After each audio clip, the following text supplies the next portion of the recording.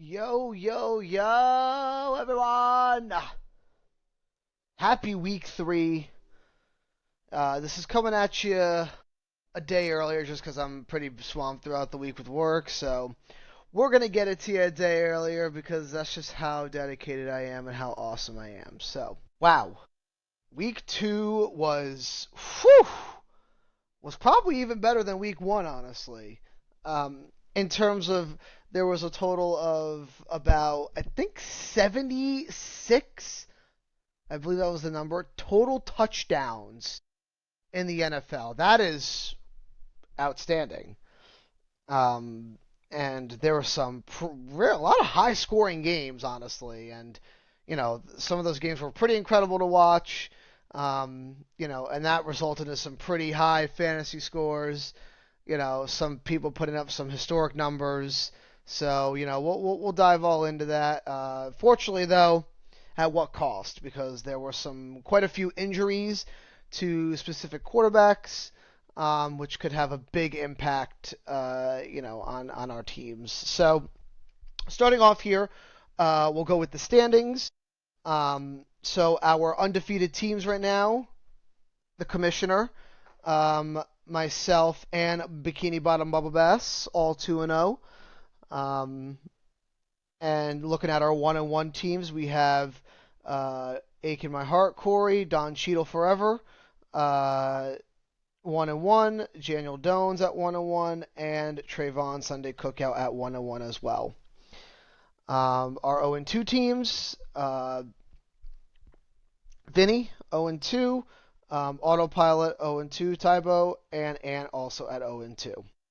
Plenty of game left. Congrats to Dan being sole possession of first place on his team, and BMAC, you and I are tied for first place in our division here. So it's going to be a tight race, but we got plenty of ball left, so don't even worry here. And then just looking at the season stats, the scores, I lead the way with 278 total points, and then Shane leads the way with points against at 199.8. So really good. Great first 2 weeks. Some fantasy stars that came out of nowhere. A lot of this year, I feel like a lot of late round draft picks are really, at least the first 2 games. I know we don't want to overreact to anything. Are really becoming fantasy studs. So it's great to see, and we'll see what it goes from there. All right, well, let's take a look at the matchup, and I really want to start with the biggest hit, probably, or one of the biggest hits. We'll start with the matchup that happened between Tybo and I need to go to week 2. The matchup that happened between Tybo and Dan, in the fact that Joe Burrow, unfortunately, Joe Burrow suffered a toe injury during that game, and that's going to require him to get surgery, and he will be out for approximately 3 months. Very unfortunate for a guy coming in. We thought that would probably have a chance to be the MVP. Everyone was healthy again, and obviously they play better when he's out on the field. So it's really unfortunate to say that Joe Burrow, again, another injury, pretty much half the season at this point. I think the Bengals truly need to invest in some O-line, because this guy keeps getting banged up, and they are 10 times better with him on the field than other. Now, that's not knocking Jake Browning, but Jake Browning ain't no Joe Burrow. So Joe Burrow's been to a Super Bowl. So,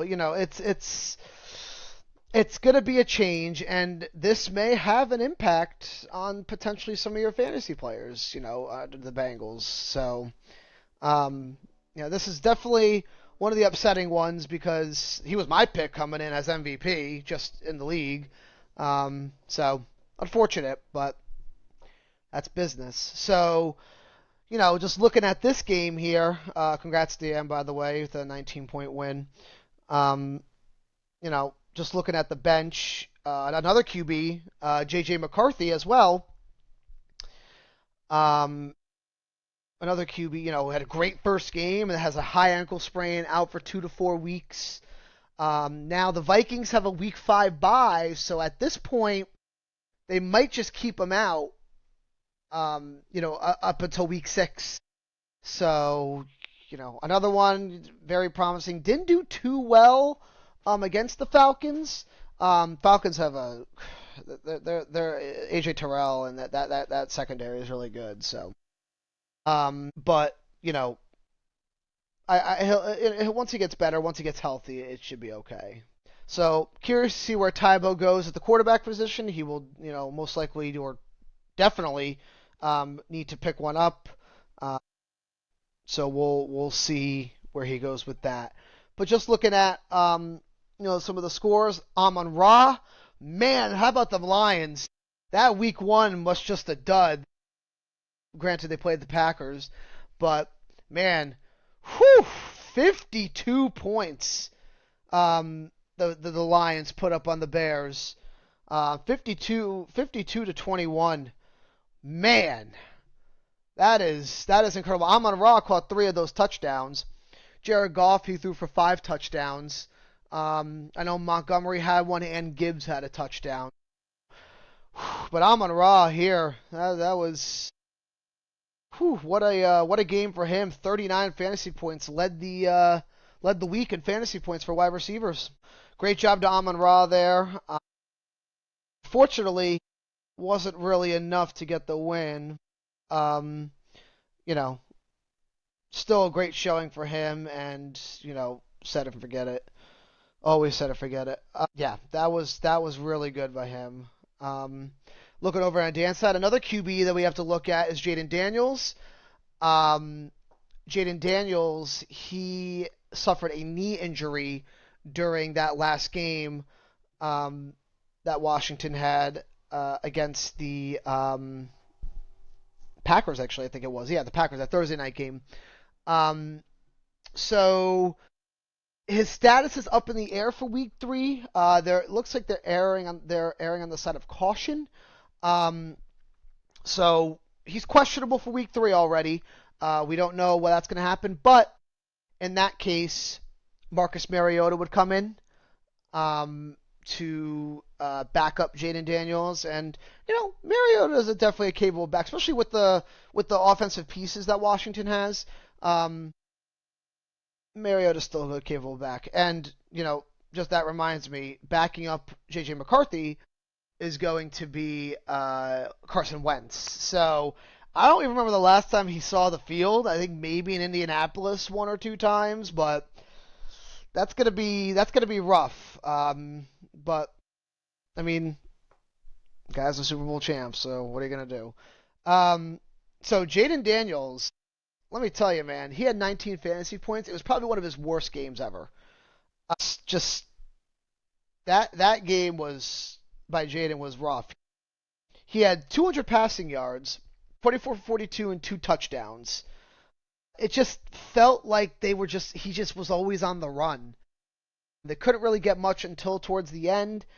But that Packers defense is something else. Bijan Robinson here. Bijan had an incredible game. Bijan went for this last game. Sorry, here we go. Bijan went for 22 carries, 143 yards, and 3 receptions. So he didn't have anything in the end zone, but man, he was a workhorse on the ground. Ran all over that Minnesota defense with 19 fantasy points. Very good. As your number 1 draft pick, it's always great to see. And look at Seattle's defense. That was, that was definitely a good start. Dan had faith that, Aaron Rodgers, that first game was just a fluke. And look at that. Ended up getting 16 fantasy points. So, yeah, congrats to Dan here. And Tybo, we'll see what Tybo does with his QB situation. he'll definitely need to get a replacement QB. So unfortunate for Joe Burrow, but that's business. That's life. But let's move on to the dominant victory here. This was the highest scoring, one of the higher scoring ones, but also the biggest deficit. So myself putting up 173.3 fantasy points. That currently leads. That does surpass. I believe it was BMAC that last week that had 150 something. I believe it might have been 150, 130, or 150, one of that range. Doesn't matter. It surpasses it, and yeah, it was a great week for myself. Corey still put up 122 points. That would have beaten. Looking at the scores up top here, that would have beaten 2, 4, 6. It 2, 4, 5, 6. It would have beaten 6 other players. So, Corey's team did not do bad at all. I just happened to just dominate. And let me tell you, man, going to that Giants game, Malik, that Giants Cowboys game going to OT, whew, that was football. Now that was a lot of fun to watch. And one of the highlights of that, Malik Neighbors. Malik Neighbors here, he had 9 catches for 167 yards and 2 touchdowns. 13 targets as well. So Russ just let that fly and, said Neighbors is down there. And he got him. So great fantasy showing for Malik Neighbors. Just solidifies his number one role, top 3 of the wide receivers, out there. So very great to see Malik do that. And how about, talking about late rounders, how about Javonte Williams? Javonte Williams, 25 fantasy points. This is clearly the clear-cut RB1. I know they were kind of figuring out who's going to be the RB1. Are they going to do it in a committee? This game just completely blew that out of the water. Javonte Williams is your RB1 for the Cowboys going forward. 18 carries, 97 yards, a touchdown, even did well in the passing game as well. 25 fantasy points. Last week he had 20, but, just looking at the draft, I actually had dropped him. I drafted him in the 10th round. Not 9th round, sorry, 10th round. Dropped him, and then I picked him up. So, amazing to see how great that Javonte's filling in. One of the better running backs we've seen since 2016 Zeke. So, it's great to see that Javonte's playing well. Yeah, that's definitely, if he continues that, he will be the steal of the draft for sure. Okay. So, and then obviously Jonathan Taylor, another one, great, 29.5. Very good solid outing for my players, put up some big numbers. And yeah. So moving on over to Corey's side here. James Cook, man, what a day, James Cook. Number 1 overall fantasy running back currently, and you didn't really expect that going in. I mean, you expected, Cook to be a force, but not top 5. Currently, he had 26 fantasy points, 21 fantasy points. This last game, 21 carries, 132 yards, and 2 touchdowns. If that Buffalo offense is in swing, he's a big part of it. So great to see James Cook get that. And, Puka here, it just goes to show you that. And watching that game, too, I was watching some highlights of that Rams game. They were really trying to give Devontae in the end zone a lot. Stafford was looking for Devontae. I remember there was this one drive where they had 3 or 4 straight plays, and they were just trying to give it to Devontae in the end zone. So it's crazy to me. that's what they, and that has a big effect also on Kyron here. So, um, but 27 fantasy points, Puka, you drafted him as a, potential late first round or early second round target, and he's paying off dividends for you. So, um, rough night for RJ Harvey here, 3.4 fantasy points. They got that committee in Denver between him and J.K. Dobbins.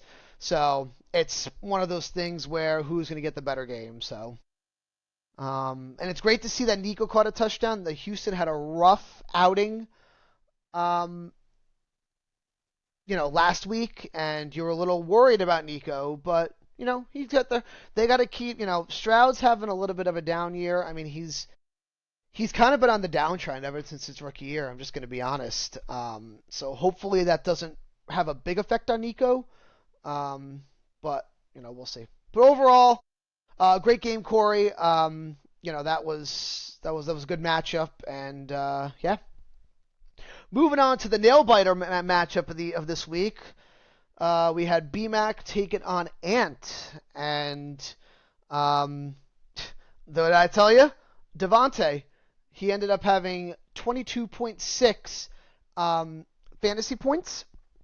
Because Stafford was looking his way. I'm telling you, he was. But he had 13 targets, 6 catches, 106 yards, and a touchdown. He ended up getting in the end zone, which is great. Great to see that for Devontae. I mean, the fact that Devontae put up 22 and Puka put up 27, you could see how much of an effect that's having on Kyron. Because Kyron the last 2 games had 10 and 13 respectively. So, it's having a bigger impact. They want to focus more on the passing game, it seems like. And that's working out. And the only dud of the week, definitely Derrick Henry. And I said this going in. Do we consider Derrick Henry a boomer bust player now at this point? He's getting up there in age. This isn't shocking. He's had these moments where week 1, he puts up 29 fantasy points, has 169 yards and 2 touchdowns. Week 2, he gets a 2.3 fantasy points, 11 carries for 23 yards, average 2, I don't know if Myles Garrett might have had some impact on that, but this isn't shocking for Derrick Henry. Granted, you're still going to start him. It's that guy is the workhorse of the Baltimore Ravens. So, but yeah, so that was upsetting. I know it's not going to be an everyday thing, but it does happen. So that was a little unfortunate. And yeah, a little rough outing for Jalen Hurts, but it was a rematch of the Super Bowl, so you can't complain about that. That was pretty much expected. Great to see Gibbs here with 19 points. You drafted him as a top 5 player. He should be getting this on a weekly basis. Monty stole one of his touchdowns, and I knew that he would. It's just funny to just say that. So, but great. And then Egbuka here. It came down to him. Egbuka got that touchdown, put BMAC over Anthony, and he ended up winning by 3. So, great to see Egbuka, solidifying himself as number 2. Now, how long will that last until Godwin comes back? We don't know. But for now, you keep him in your lineup, and yeah. And like I said, going back to Jameson Williams, like everybody on the Lions ate. Everyone on the Lions ate. They all had double-digit fantasy points. If you played if you had a team of Lions players, oh my God, you were going to win your matchup. Like, it was crazy. Moving over to Ant's side here, Lamar, great showing. Even though Derrick Henry didn't have it, Lamar had the showing. Very good, nice to see. It was great to see Ken Walker get his 18 points here because, he's one of those things where right now, remember, they're having that committee with Charbonnet, but great for him to get his 18 fantasy points, 13 carries, 105 yards, and a touchdown.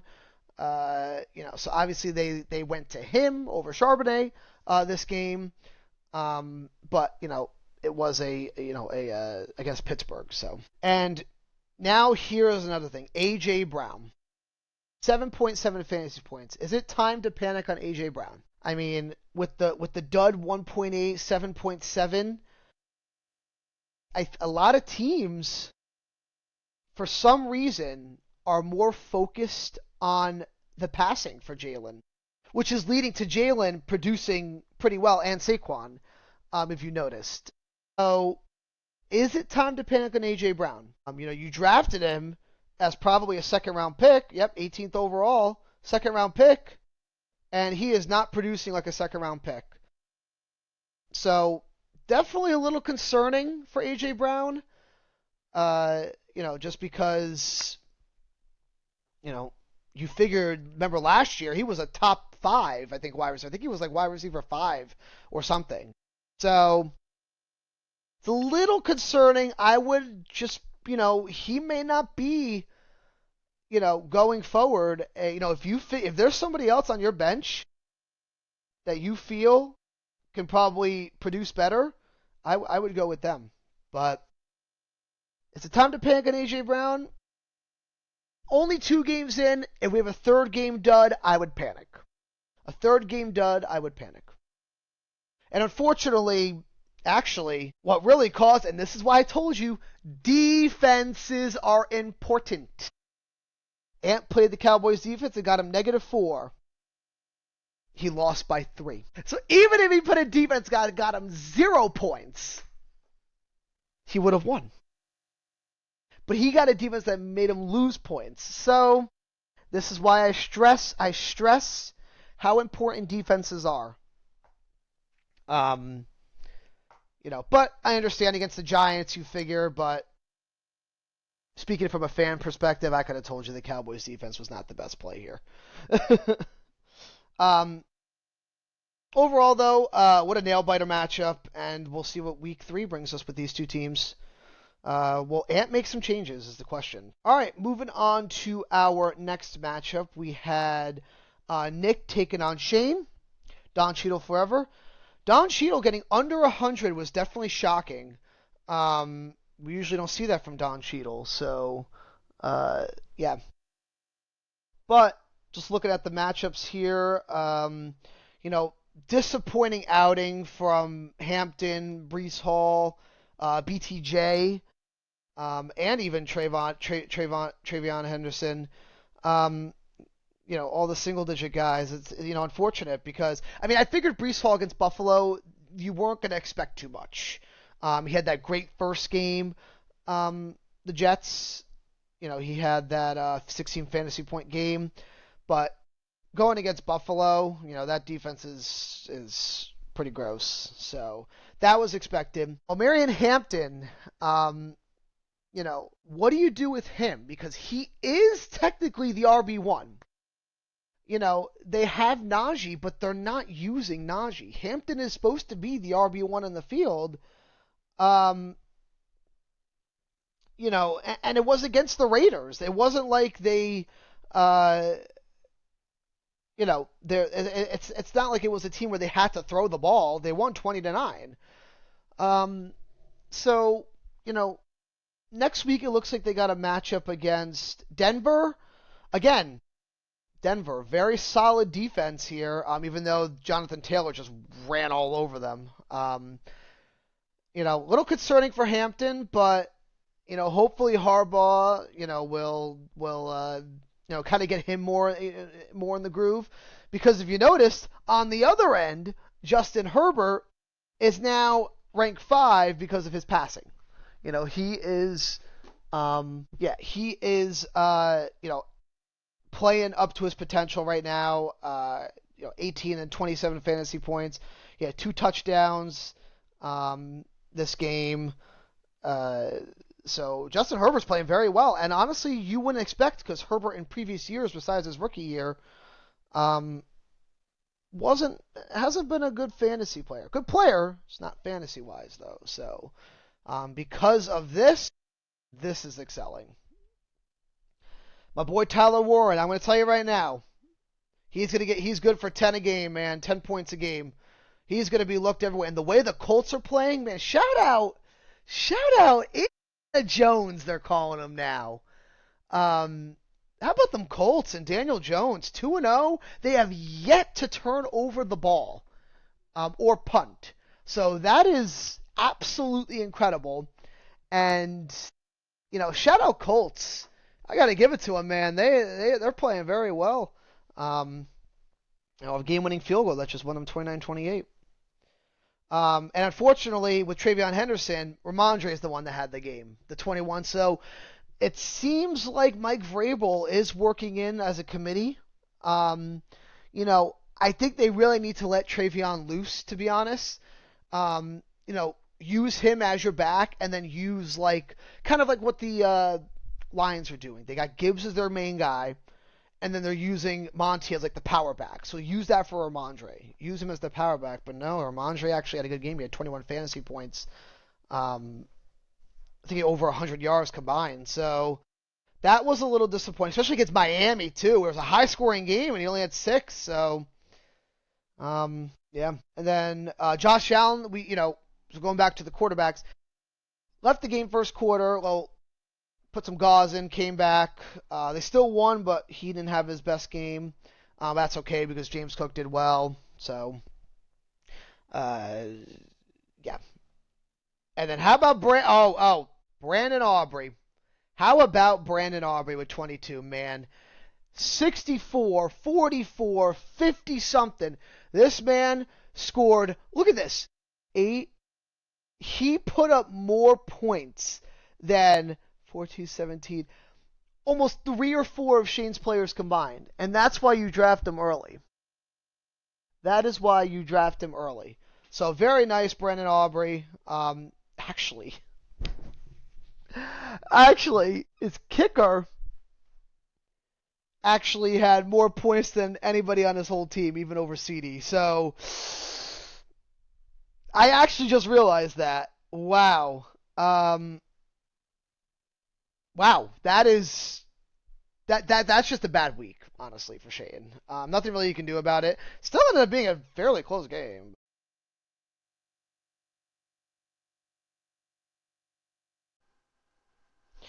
Yeah, really nothing you can do about that. And your kicker has the most points. It just goes to show that it was a bad week. So it's all right. We bounced back though. Shane will bounce back, and congrats to Nick. All right, moving on to our final matchup. We had Trayvon taking on Vinny. This was the second highest scoring one, with the 25-point win here by Trayvon.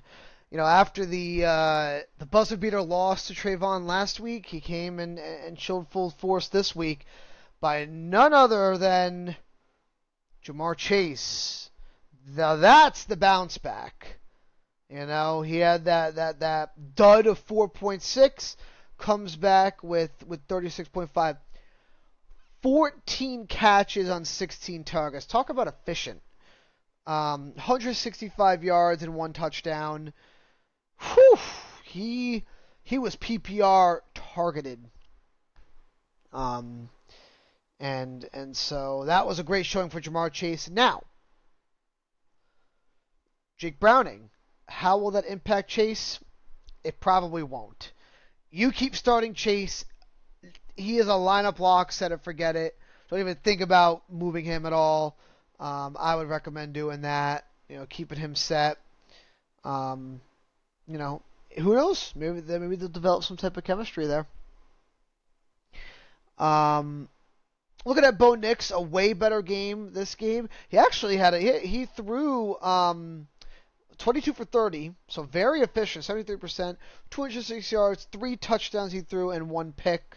I think he had 2 touchdowns already before the half, so it was good to see he had a bounce back game. Unfortunately, they had the loss because of the leverage penalty that their special teams, the guy missed, so the kicker for the Colts actually missed, but there was a leverage penalty which sent him 15 yards up, and that's how he was able to make the kick. So unfortunate the Knicks had that, but that was just their special teams. all around, though, disappointing week for Brock Bowers. But remember, he was questionable to come into the game. Uh, so, we really weren't really sure what kind of production we were going to get out of Brock Bowers. 8.8 is all right, but not what we're used to seeing from him. Yeah, but then moving over to Vinny's side here. Saquon, 17 points. Very, average was 18 point. He was projected 18.5. So that was a grinded that was a grinded game. That Philly and KC game was pretty grindy. Drake London, not used to what you're seeing, 5.9. He was coming off of he was banged up last week, coming off of an injury. Was able to go through practice, able to play, but Bijan took more of the load, probably, honestly, rightfully so. But how about Christian McCaffrey, man? He's living up. Number 2 overall fantasy running back. 22.7, 23.2. And guess what? They're going to need him a lot because, going back to the quarterback situation, Brock Purdy is sidelined with a toe and shoulder injury, I believe. He's out like 2 to 5 weeks. It's multiple weeks. Probably silent about 5 weeks, I'm thinking. So, and don't forget, Kittle's on IR. Ayuk's going to be out a majority of the season. The 49ers are pretty banged up right now. They still beat the Saints by 5, but they're going to rely on Christian McCaffrey a lot now. The backup for the 49ers is... That's a good question. Oh, Mac Jones. Duh, Mac Jones. So, Mac Jones, we already know how Mac Jones is, so I don't even have to say anything about it. But, he definitely did a lot of dump-offs to McCaffrey. Overall, though, yeah, and then defense, Bills, 12 points, so, overall, though, it was a solid game. Vinny in the 0-2 hole, but it's okay. We bounced back. And congrats again to Trayvon. All right, so now let's look ahead to our Week 3 matchups. So let's go back. Okay. All right. So let's start with... We'll start with our matchup here. I'm taking on Daniel Jones. Nick and I got a matchup here. Lineups aren't like officially set really, so just kind of looking ahead as to what. But looking at these matchups here, that Denver matchup against the Chargers, that's going to be rough. Denver's defense is pretty crazy, so that'll be a rough game probably for Ladd and Justin. And let's talk about the Chargers for a sec, though. And Quentin Johnston, he is becoming a fantasy stud. These last 2 games, he's out-targeted, Ladd and even Keenan Allen. Good for Quentin Johnston. There's obviously some type of chemistry there with Justin Herbert. So great to see. But yeah. So looking ahead here, just other matchups here, majority of starting players. So definitely some key games here. You got like Philly and the Rams. You got KC in New York. That's going to be a good game. The Chiefs and Giants. Yeah, the return of potentially Xavier Worthy. Krosky Merritt. So let's talk about that. Austin Eckler, which I believe is on Nick's team. Or no, I thought he was.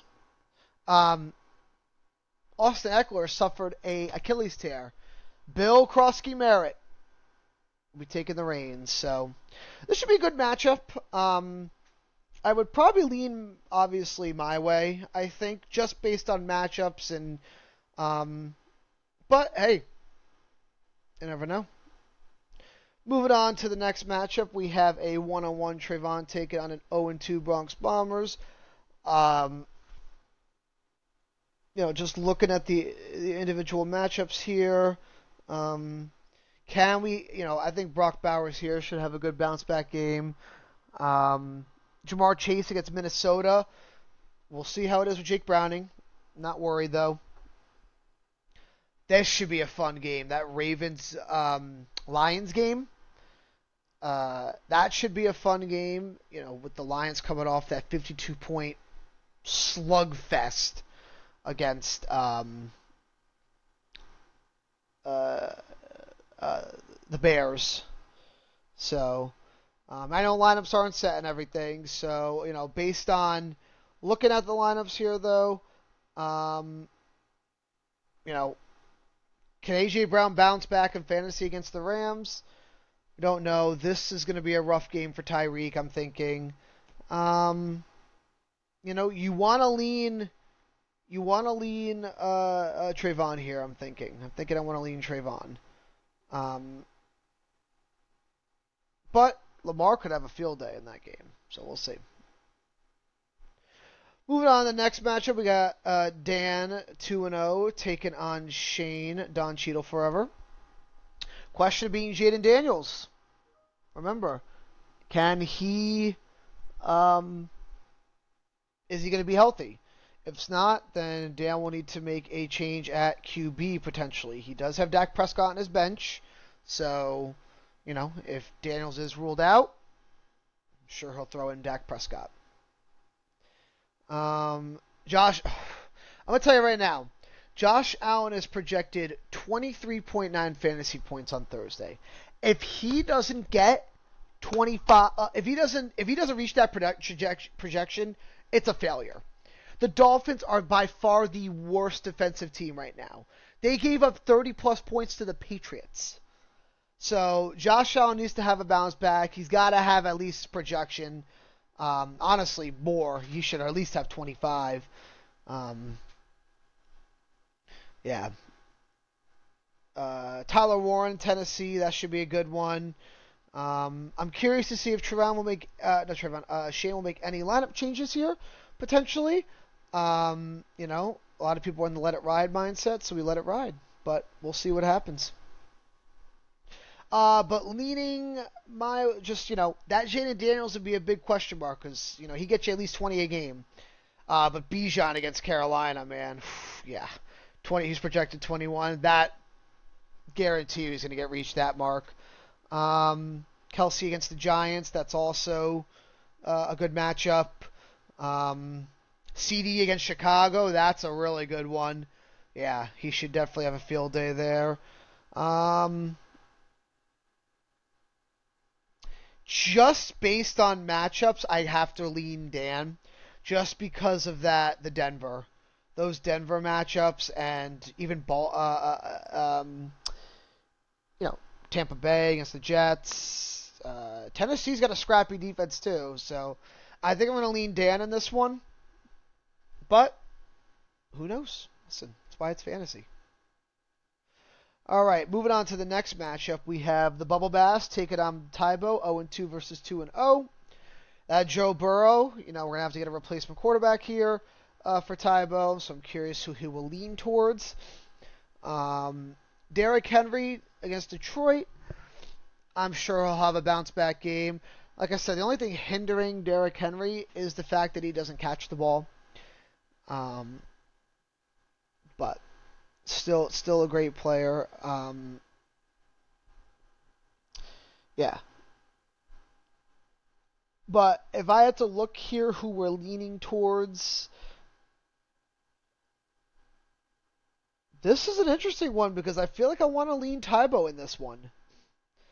I'm really curious who they're going to, if Sauce is going to guard Mike or they're going to put Sauce and Egbuka.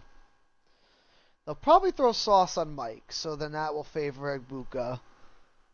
Um, this should be a high-scoring game. Yeah, I really want to lean Tybo here. I know it's crazy to think, but you know that Baltimore matchup is that's a tough defense. Um, Eagles this year are weird. They're 2-0, but it's just weird fantasy wise with them. Um, and I don't have much confidence. I mean, I Harold Fannin Jr.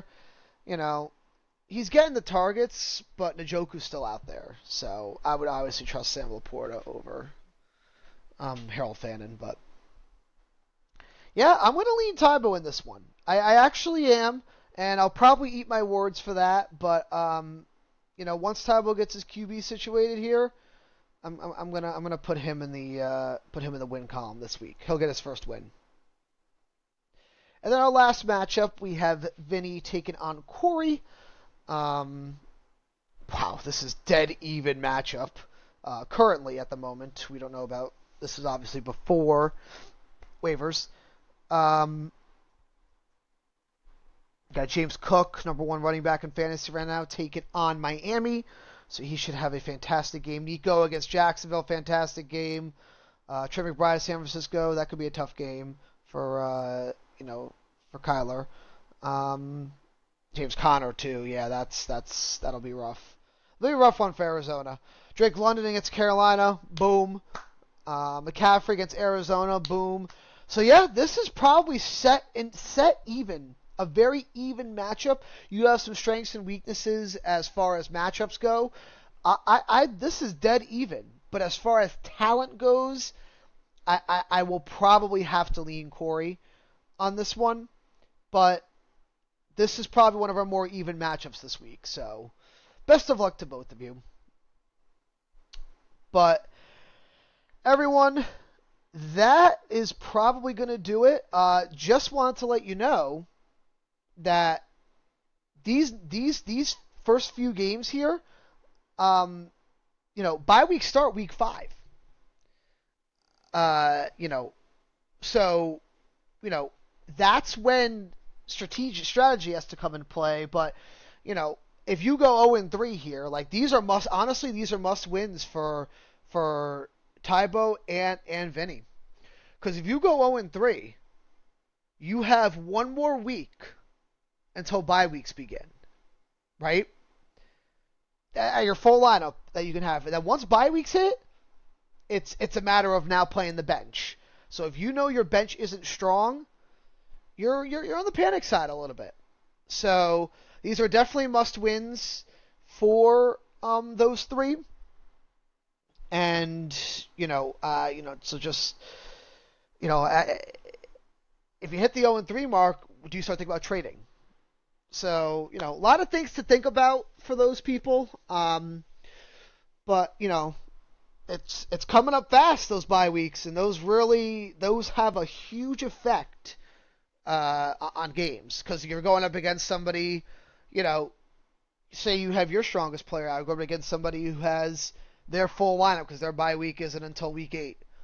It's over. So just forewarning everyone that bye weeks are coming. They're coming up fast, and you got two more weeks left before they start. So, but everyone, thank you so much for tuning in. I really appreciate it. You guys have been awesome. Let me know if there's anything you want me to do, like potentially different. I think midway through the season, I will probably do a special guest a commentary one. So we'll have special guests join in probably halfway through the season, I'm thinking. But yeah, thank you everyone for watching, and best of luck in week 3.